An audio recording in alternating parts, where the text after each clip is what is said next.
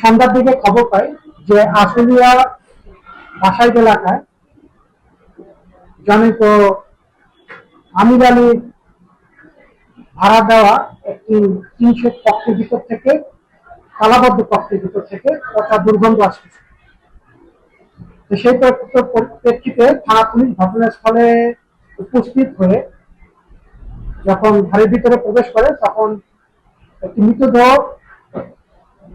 দেখতে পায়, এবং যেহেতু রক্তাক্ত অবস্থায় ছিল এবং পচনশীল ছিল, পরিচয় শনাক্ত না হতে পাওয়া আমাদের পিবিআই ঢাকা জেলাকে খবর প্রদান করে। সংবাদ প্রাপ্তির পর আমাদের ক্রাইম সিন টিম ঘটনাস্থলে উপস্থিত হয় এবং আমরা সর্বাত্মক চেষ্টা করি তার পরিচয় শনাক্ত করানোর জন্য। কারণ যে মহিলার কাছ থেকে তারা এই বাসাটা ভাড়া নিয়েছিল, সে তাদের কোনো পরিচয়পত্র বা মোবাইল নাম্বার যে দুইটা লোক ওখানে থাকতো রাখে নাই, যার জন্য ডিসিসকে পরিচয় শনাক্ত করা সম্ভব হচ্ছিল। পরবর্তীতে আমরা অনেক প্রচেষ্টার পর তার পরিচয় শনাক্ত করতে সক্ষম হই। এক পর্যায়ে আমরা তাকে জানতে পারি এই ডিসিসের নাম হচ্ছে কামরুল, বয়স হচ্ছে 44, তার বাড়ি হচ্ছে তেরোখাদা, খুলনা। এবং ঘটনার পর থেকেই আমরা এই হত্যাকাণ্ডের বিষয়ে ছায়া তদন্ত শুরু করি।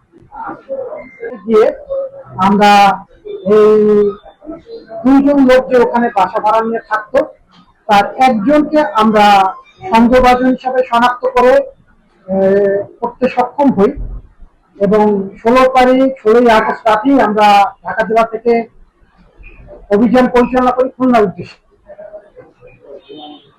খুলনা পিবিআই সহযোগিতায় আমরা 17ই আগস্ট দুপুরের দিকে এই ঘটনায় জড়িত আসামিকে খুলনা জেলার তেরোখাদা থেকে গ্রেপ্তার করতে সক্ষম হই।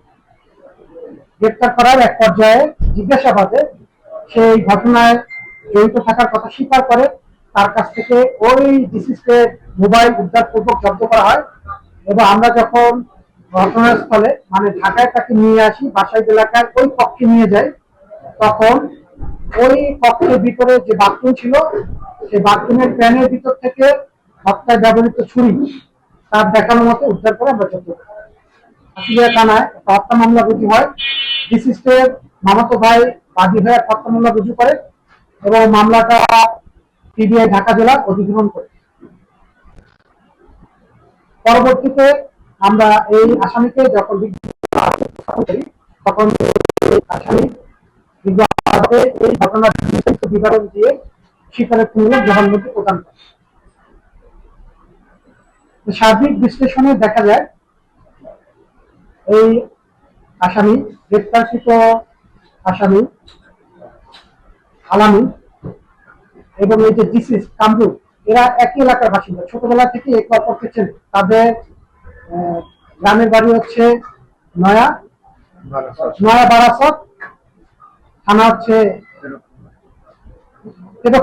তেরোখাদা, জেলা খুলনা। এবং বাক বিতণ্ডা হয়।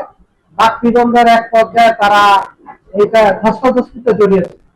ধস্তাধস্তির এক পর্যায়ে এই আসামি আলামিন তাদের বাসায় যে সবজি কাটার ছুরি ছিল, এই সবজি কাটার ছুরি দিয়ে ডিসিস কামরুলের গলায় পোজ দিয়ে রক্তাক্ত হয়। পোজ দেওয়ার সাথে সাথে কামরুল মাটিতে পড়ে যায়, প্রচুর রক্তক্ষরণ হয়।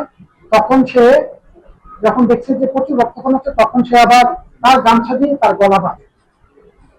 এই বাঁধার কিছুক্ষণ পরেই সে নিস্তেজ হয়ে যায়। যখন সে বুঝতে পারে যে সে মারা গেছে, তখন সে আরো 2-3 ঘন্টা সেখানে অবস্থান করে।